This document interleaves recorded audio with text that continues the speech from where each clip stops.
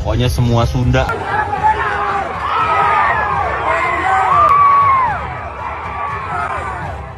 Inilah suasana mencekam saat kediaman konten kreator atau streamer Adimas Firdaus alias Resbob digeruduk massa usai pernyataan kontroversialnya yang menyudutkan suku Sunda dan supporter sepak bola Persib Bandung.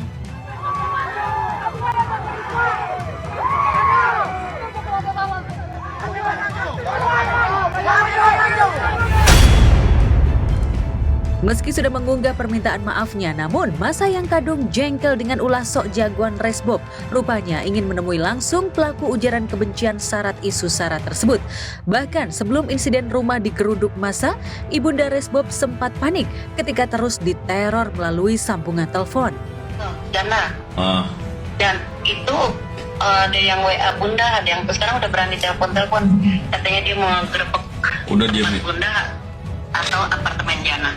Ya udah chat aja Bun, Jana lagi kerja Bun, ntar dulu Bun, chat aja Jana. Bunda Jana bookingin hotel aja deh. Jana, lu juga jangan sok tahu lu, ya. Lu masih kerja, tutup udah itu.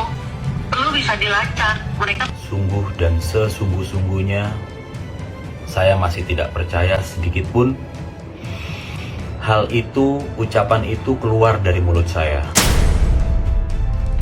Ketidakpercayaan ini didasari karena saya sendiri memang lahir dari rahim seorang ibu yang orang Padang, suku Padang, dibesarkan dengan kasih sayang seorang ibu sambung yang berdarah Sunda, tepatnya orang Tasikmalaya. Selain itu, saya juga dibimbing oleh kiai dan tokoh besar yang juga orang Sunda, orang Majalengka, yaitu Profesor Dr. Kiai Haji Asep. Sekali lagi izinkan saya mohon maaf dunia akhirat, lahir batin yang setulus-tulusnya dan yang sebesar-besarnya.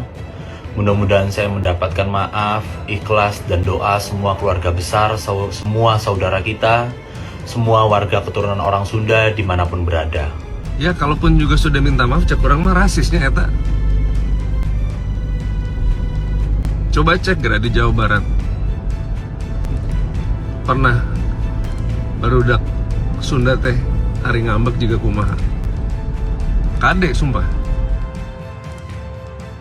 Bukan hanya menggeruduk rumah Resbob untuk membuat jera sang streamer yang kerap ceplas-ceplos bicara ini, perwakilan supporter Viking Persib Club juga telah melaporkan Firdaus ke Direktorat Reserse Siber Polda Jawa Barat pada Kamis 11 Desember lalu dengan laporan dugaan ujaran kebencian dan pelecehan bermuatan sara. Masalah naon yang suka aing kayak ujuk-ujuk namun mau nyari sensasi. Gue tuh bingung sama influencer zaman sekarang gitu ya. Kayaknya mencoba untuk so rebel gitu, so destruktif gitu, cuman tong nantang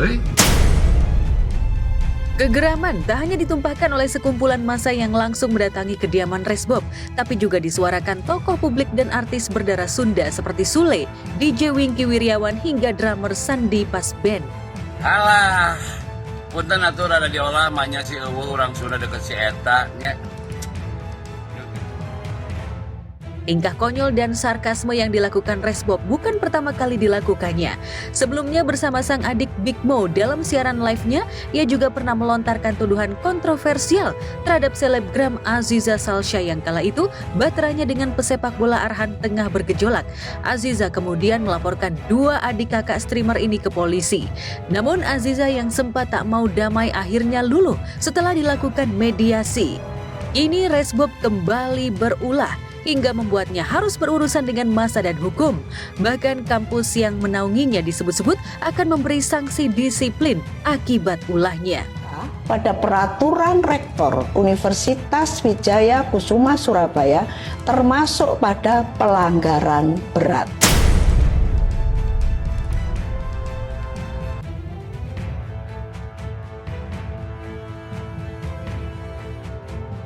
Pemirsa, korban penipuan wedding bodong Ayu Puspita bertambah terus setelah Polda Metro Jaya membuka pos pengaduan sejak Sabtu lalu.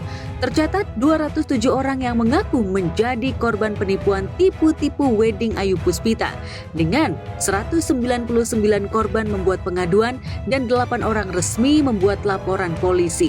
Dalam kurun waktu Oktober 2025 hingga Januari 2026, Ayu mengiming-imingi klien dengan paket murah seperti honeymoon ke Bali hingga banyak yang tertarik menggunakan jasanya. Menurut Diskrimum Polda Metro Jaya, Ayu dan Dimas Haryo Puspo pegawainya yang juga sudah ditetapkan sebagai tersangka dan ditahan menerapkan skema gali lubang tutup lubang. Untuk menutup biaya pesta pernikahan klien terdahulu, Ayu dan Dimas memakai uang dari klien berikutnya. Ayu dan Dimas pun mengiming-imingi klien mereka dengan bonus tambahan dan diskon gila-gilaan bila klien mau membayar DP 90% dari harga paket yang dipilih. Operandi termasuk 207 laporan pengaduan dengan estimasi penghitungan kerugian total 11,5 miliar lebih. Dia tuh menawarkan banyak bonus dan juga ada potongan-potongan harga ya di situ. Akhirnya aku di-link, terus sampai hari H tiba-tiba semua janjinya itu ada yang nggak terpenuhi gitu loh kayak. Mengenakan seragam tahanan berwarna oranye, Ayu Puspita lebih banyak menunduk di depan awak media. Ayu dan Dimas dijerat pasal penipuan dengan ancaman hukuman 4 tahun penjara. Namun banyak klien atau korban yang merasa tidak terima bila Ayu dihukum seringan itu. Pasalnya gara-gara uang mereka ditilep Ayu dan Dimas, sebagian besar di antara mereka harus menanggung malu seumur hidup. Pesta pernikahan mewah yang diharapkan terjadi sekali seumur hidup itu pun justru bak mimpi buruk. Tak cuma pesta resepsi tanpa catering hingga kedua mempelai disoraki tamu undangan. Banyak pula korban yang gagal menggelar resepsi gara-gara Ayu dan timnya belum menyelesaikan pembayaran vendor gedung. Dan yang bikin klien autogram, uang mereka dipakai Ayu untuk liburan ke luar negeri dan bayar KPR rumah mewah.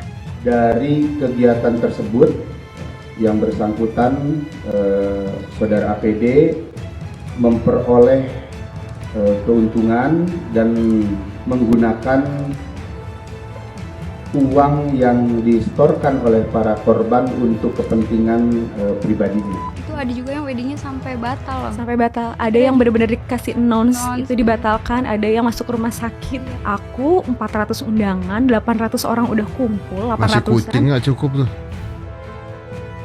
Berencana menikah di awal 2026, El Rumi dan Syifa Haju pun sempat ketar-ketir melihat aksi WO bodong yang berani berprinsip tilep aja dulu, penjara belakangan.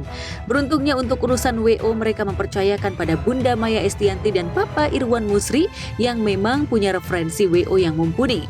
Bukan WO kaleng-kaleng seperti oknum Ayu Puspita. Pokoknya aku nggak bisa ngasih tahu banyak, aku cuma minta doanya dari semua. Semoga lancar, semoga diyakinkan, dan semoga dimurnikan niat kita untuk menikah karena ibadah. Ingin jadi manten di tahun 2026, Azril Hermansyah juga tak mau perfecto dalam menggelar pesta pernikahannya dengan Sarah Menzel. Nanti acaranya mau di Bali, di Jakarta. Oke, nanti udah ya. Oke? Apa? Nanti ya ditunggu ya. Konsep pernikahannya seperti apa sih, Jan?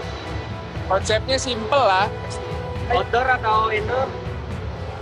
Kalau itu konsep nanti biar Sarah. Gimana Sarah mungkin? Iya. Konsep pernikahannya Sarah? Itu kita masih ngomongin juga bareng-bareng. Tuh. Oh gitu, jadi belum pasti? Belum.